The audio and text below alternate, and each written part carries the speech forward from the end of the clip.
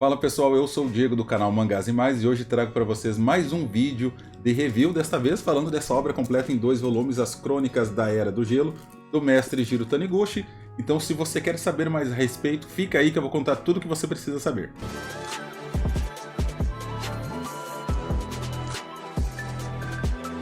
As Crônicas da Era do Gelo foram publicadas em revista durante os anos, ao finalzinho dos anos 80 e início dos anos 90 lá no Japão, e a versão que chegou para nós é de um relançamento de 2 volumes ocorrido em 2002. Aqui no Brasil a obra foi publicada também em 2 volumes, pela editora Pipoca e Nanquim durante o ano de 2021, a um preço de capa de R$ 54,90 cada. Mas é bem comum encontrarmos esses volumes com um desconto considerável. Ele vem com capa cartão e sobrecapa, deixa eu mostrar para vocês aqui. Tem a sobrecapa do volume 1, como eu faço todas as vezes, eu mostro apenas o primeiro voluminho das obras durante o review. E essa edição tem na sua metragem 15,5 cm por 22 cm em papel Polybold e são quase 600 páginas contando os 2 volumes. E como é feito todas as vezes, nossa análise levará em consideração 3 aspectos principais, que são a construção dos personagens, a arte e a história, lembrando que esta é a minha visão sobre a obra. Então se você gosta desse tipo de vídeo, já deixa o seu like, confere a sua inscrição aqui no canal, ativa o sininho para receber as notificações de novos vídeos, comente o que você achou, se concorda ou se discorda da minha análise, compartilhe o vídeo com os amigos e ajude assim na divulgação literária de mangás aqui no Brasil, e siga também o canal nas redes sociais, tem o link na descrição do vídeo. E como também é costume aqui nos vídeos de review, eu farei os comentários com relação aos 3 itens elencados anteriormente, enquanto eu folheio o mangá para vocês terem uma noção, pelo menos com relação à arte dele. E o protagonista da história é o Takeru, ele é o cara, tipo um escolhido, igual o Neo da Matrix. Ele é filho do presidente, que controla a cidade de Abyss, mas não é uma relação sadia entre pai e filho, tanto que o Takeru tem um probleminha com bebidas, já que ele perdeu a mãe, e o relacionamento dela com o pai não era, como a gente pode dizer assim, oficial. Então, no começo, o Takeru ele trabalha como funcionário de uma talpa, que é uma estação mineradora que coleta recursos que estão abaixo da superfície, e em um local extremamente frio. E aí as coisas elas começam a ocorrer, e ele é colocado como um comandante desta estação mineradora. E assim, o amadurecimento dele acontece de uma forma muito rápida.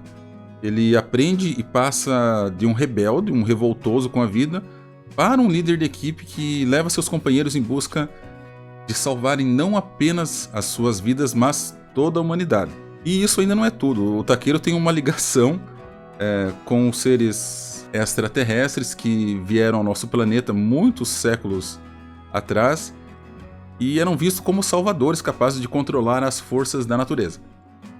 Além do fato de que não conseguimos entender bem a natureza de alguns personagens, que não são apresentados com algum tipo de característica marcante da sua personalidade, mas que um tempo depois, com o avançar da obra, eles agem de uma forma não muito condizente com aquilo. Se bem que, tirando o Takeru, todos os demais têm pouca participação na história desse mangá. Outro ponto é a subutilização de grupos. E aí, para exemplificar essa situação, nós temos os piratas do Deserto de Gelo, e eles somem da história mais rápido do que eles apareceram, acabam se tornando totalmente irrelevantes, exceto pelo ataque que eles realizam contra uma carga que está sendo transportada para a estação mineradora. Isso acaba se tornando um ponto negativo, porque eu imaginei que a história ficaria mais interessante com a entrada desses piratas, mas eles acabaram sendo muito mal utilizados. E de forma resumida, assim, eu não gostei muito da construção dos personagens neste mangá aqui do nosso mestre Jiro Taniguchi, e deixo uma nota 6. Já a arte é o ponto forte desse mangá. Os traços do mestre Jiro Taniguchi são sensacionais, mas são bem diferentes daquilo que nós estamos acostumados. Aqui existe uma riqueza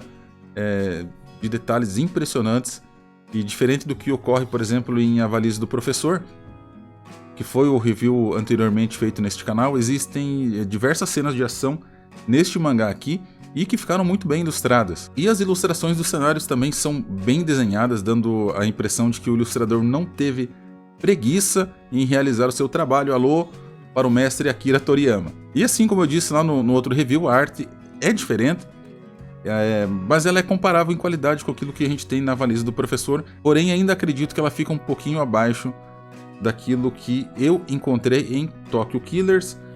Portanto, a arte para este mangá aqui recebe nota 8. Já a história se passa em um futuro longínquo, durante uma era glacial que envolve o nosso planeta Terra. E aqui na obra nós encontramos tecnologias muito mais avançadas do que as que nós temos hoje, por exemplo, porém outras nem tanto. O ambiente como um todo é bastante inóspito, com animais selvagens que são bem diferentes daqueles que nós encontramos hoje, apesar de existirem algumas semelhanças. Por exemplo, quando o urso aparece aqui na história, que não é um urso, né? Ele tem algumas modificações genéticas ocasionadas pela evolução que esses animais passaram, dá a entender que é um urso, mas na verdade não é um urso, se é que vocês me entendem. Assim como a baleia gigantesca que existe aqui dentro desse universo. E como eu disse antes, o início se passa dentro de uma estação de mineração que se encontra nas profundezas do gelo, em algum lugar do planeta. Eu estimo que esse lugar seja mais ao norte, e acontece que essa estação, a estação de mineração está bastante desgastada, e acidentes começam a ocorrer. E como se isso não bastasse, é detectada uma mudança no clima que indica um frio ainda maior, ou ao menos que o pico de frio, né, recorrente seria antecipado naquele ano. E isso deixaria a estação com pouquíssimos mantimentos e com vários dos seus trabalhadores presos naquela região. E dentro desse contexto, o Takeru acaba se tornando o chefe da estação, e além disso ele assume um papel de liderança. Mas na trama essa liderança é meio que jogada na nossa cara e nós somos obrigados a aceitá-lo. E para resolver os problemas de todos, o Takeru sai junto a um grupo de expedição da estação para buscar e ajudar a descobrir o que está acontecendo com o clima do mundo. E até esse ponto a história me prendeu, mesmo com o Takeru sendo um escolhido, né?